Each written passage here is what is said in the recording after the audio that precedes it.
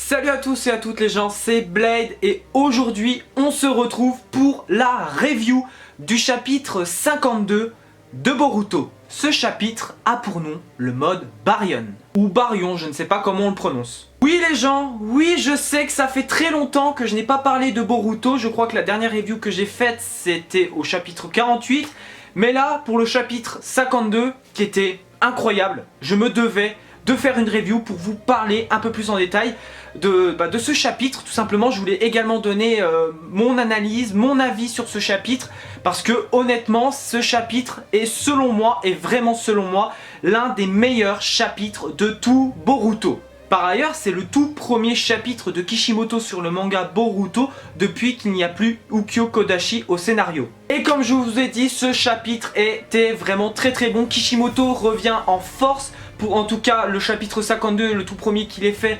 Je l'ai trouvé juste dingue, incroyable. Ce chapitre monstrueux, honnêtement. Alors, avant de commencer ma review sur ce chapitre 52, il faut quand même que je vous récapitule un petit peu ce qui s'est passé à la fin du précédent chapitre. Eh bien, nous avions eu tout simplement Naruto qui, pour vaincre Ishiki, a eu une petite conversation avec Kurama sur le fait qu'avec cette force qu'il a actuellement, il n'avait pas les moyens de vaincre Ishiki, et Kurama lui a donné une suggestion, mais cette suggestion pourrait coûter la vie à Naruto, et il s'agit d'un tout nouveau mode, le dernier power-up de notre cher Hokage 7ème du nom Naruto Uzumaki, à savoir le mode Baryon. Et le mode Baryon s'est activé à la fin du chapitre 51. Donc on commence ce chapitre 52 avec, comme je vous ai dit, le mode Baryon d'activer, et avec un Naruto mais qui est monstrueux. Il est déjà tellement stylé, il est stylé genre en mode très énervé, et il surprend mais tout le monde, que ça soit Sasuke, que ça soit Boruto. D'ailleurs Sasuke il comprend même pas, il se dit mais comment c'est-il qu'il ait un tel pouvoir, il m'en a jamais parlé, enfin voilà, il comprend pas trop, il est dans la compréhension totale. Mais nous lecteurs on se dit bah Naruto avant ça il était pas au courant non plus de cette technique, c'est Kurama qui lui en avait parlé. Mais enfin bref, et Ishiki surtout commence à être en PLS quoi, il commence à pas être très bien, il comprend pas le regard de Naruto, et il sent que Naruto, avec le regard qu'il a, il le sent capable d'être vraiment très fort. Et on va voir tout simplement Naruto à l'œuvre dans ce chapitre, et honnêtement il m'a fait vibrer. Naruto m'a fait vibrer dans ce chapitre, que ça soit lors des coups d'Ishiki, Naruto trouvait toujours un moyen d'esquiver ou de contrer via les queues de Kurama par derrière, notamment quand Ishiki avait utilisé Sukuna Ikona à un moment donné, c'est à dire qu'il envoyait les gros cubes noirs sur Naruto, Naruto arrivait à les contrer et à renvoyer vers lui, et Ishiki qui esquivait, puis t'avais Naruto qui venait l'attaquer, il arrivait à bien le toucher. Genre Ishiki s'est fait démonter la gueule, en tout cas dans les à peu près 20 premières pages, il s'est fait tout simplement démonter sa race. Il était en PLS, il était en stress. Vraiment, Ishiki Otsutsuki a pris grave cher. Un petit peu avant que Naruto retrouve Ishiki et active du coup le mode Baryon, nous avons eu un Kurama qui a expliqué un petit peu en quoi consistait le mode Baryon, qui est en fait une énergie qui est totalement nouvelle, qui est totalement différente. Et Naruto va poser la question, et on a d'ailleurs la confirmation qu'il a toujours le mode Rikudo Sennin, ce qui lui pose la question, est-ce que ce nouveau mode, le mode en question, le mode Baryon, est-ce qu'il est différent du mode Kurama ou du mode Rikudo Sennin? Donc pour moi personnellement je trouve que ça confirme que Naruto possède toujours ce mode. Et Kurama va tout simplement lui dire que les autres modes de Naruto consistaient à utiliser n'importe quel chakra venu d'ailleurs. Or ce n'est pas le cas pour le mode Baryon qui, comme je viens de vous dire, est une énergie qui est totalement nouvelle et différente. Par la suite nous revenons du côté de Amado, Katasuke, Sumire, Shikamaru, et on a une petite conversation. Enfin il y a Amado, Sumire et Katasuke qui vont parler tout simplement du prothèse que possède Kawaki, et Sarada, et Sumire va poser une question intéressante à Amado. Est-ce qu'il est possible qu'Amado remplace la prothèse que Naruto lui a mis? D'ailleurs Katasuke va expliquer que c'est une prothèse du 7ème Hokage qui lui a mis, que du coup ils sont reliés, et que du coup Kawaki peut ressentir le chakra du Hokage, voilà, etc. Ce qui fait que Amado dit oh il est incroyablement bon, le 7ème Hokage, pour avoir fait ça. Et un petit peu après, il y a Kawaki qui commence un petit peu à transpirer, il commence à pas se sentir bien parce qu'il constate que bah, le chakra du Hokage commence tout simplement à diminuer et de plus en plus. Donc ensuite nous revenons du côté du champ de bataille avec Naruto et Ishiki. Naruto qui commence à constater que son chakra s'amenuise plus vite qu'il ne pensait et commence à poser un pied à terre. Ishiki va commencer un petit peu à comprendre d'où vient cette puissance fulgurante que possède Naruto et lui dit: ah, je vois que c'était un pari risqué que tu as fait, très bien, mais maintenant tu as perdu Naruto Uzumaki. Et là boum, un truc qui m'a encore mis en PLS, parce que moi j'ai été pas mal de fois en PLS dans ce chapitre tellement qu'il était incroyable. Je vous l'ai dit, ce chapitre est l'un des meilleurs de Boruto à mes yeux pour le moment. Et bien tout simplement pourquoi j'étais un petit peu choqué en PLS, parce que tu vois Ishiki Otsutsuki cracher du sang. Alors au début Ishiki ne comprenait pas pourquoi est-ce qu'il crachait du sang, pourquoi est-ce qu'il commençait à pas être bien. D'ailleurs Naruto l'a bien piégé parce que Ishiki, voilà, il était pas prêt à cracher du sang. Il prenait des coups mais il n'avait pas de coups, il recevait pas, il avait reçu aucun coup fatal. Et il était vraiment dans la compréhension totale jusqu'au moment où il va commencer un petit peu plus à réfléchir et il va se dire: merde, en fait ma limite de temps pour poser le Kama sur Kawaki qui était de 20 heures max est passée de 20 heures à 30 minutes. Donc là, quand j'ai lu ça, je me suis dit: ah, bah du coup ça veut dire que dans 2-3 chapitres max, du coup c'est fini, quoi.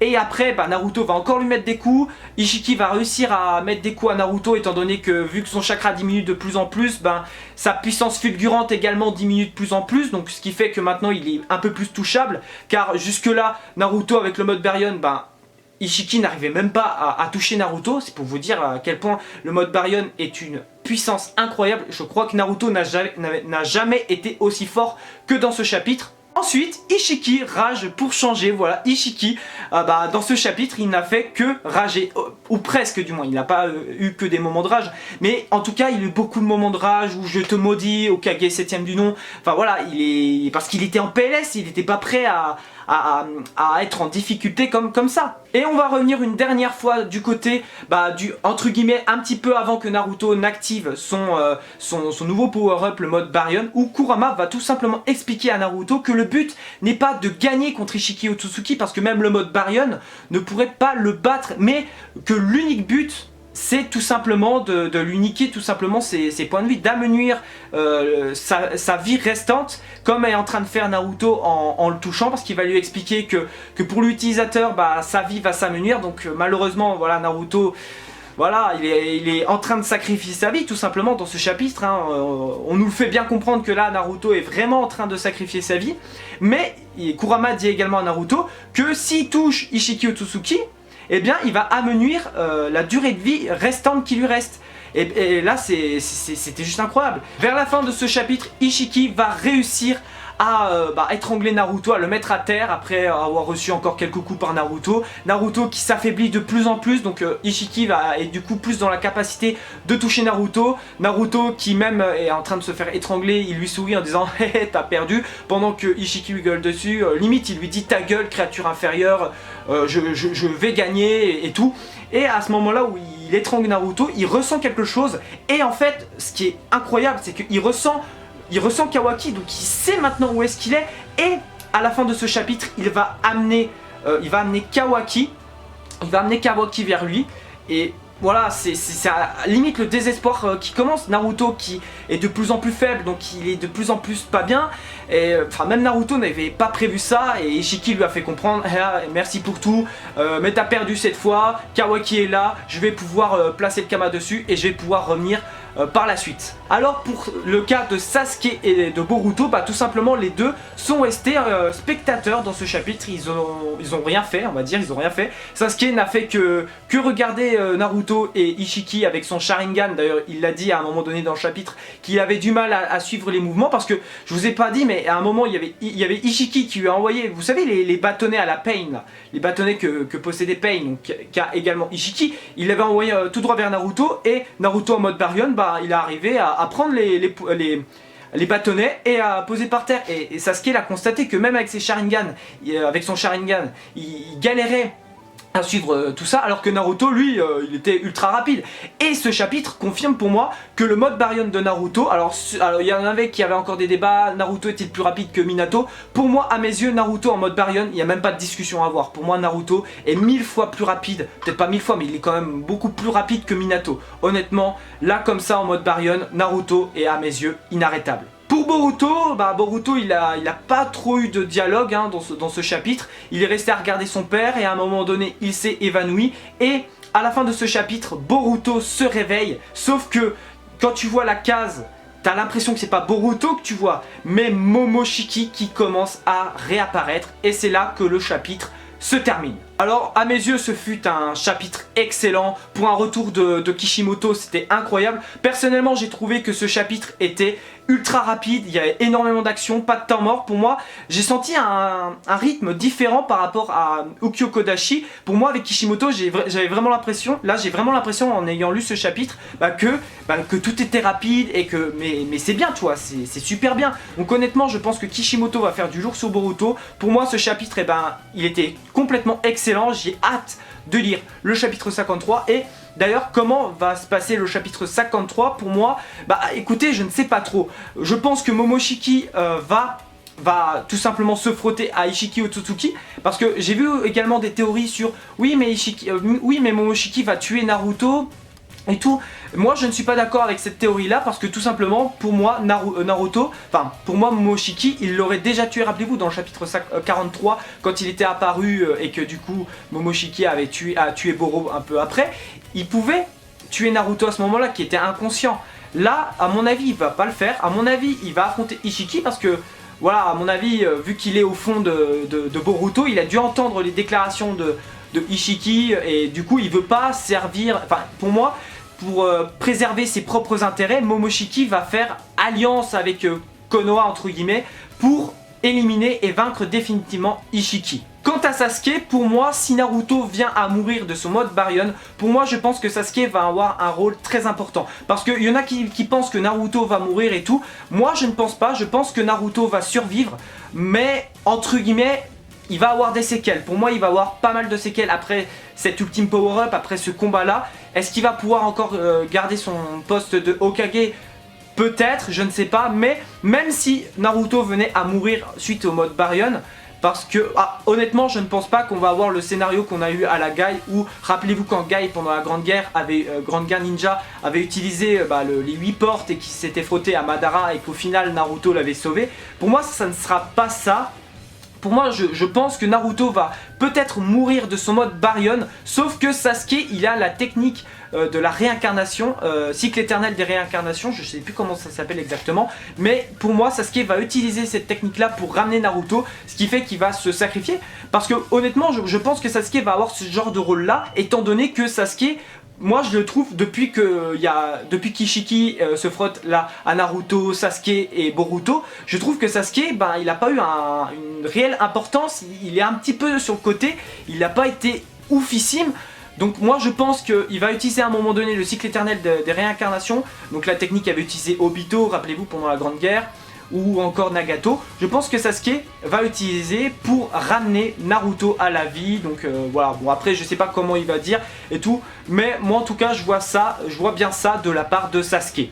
Et bien évidemment que si Sasuke utilise le cycle éternel des réincarnations, ce qui est sûr c'est qu'il risque d'y passer. Donc moi je vois plus, parce que les gens voient plus la mort de Naruto arriver là, mais encore une fois moi je ne vois pas vraiment la mort de Naruto tout de suite, du moins parce qu'il n'a pas encore rencontré Kashin Koji. Pour moi tant qu'il n'y a pas eu la rencontre Naruto Kashin Koji, parce que pour moi c'est une rencontre qui doit se faire à mes yeux, pour moi Naruto je ne vois pas mourir. Et si jamais Naruto meurt sans avoir rencontré Kashin Koji, je vous le dis honnêtement que personnellement je serais déçu, je serais très déçu.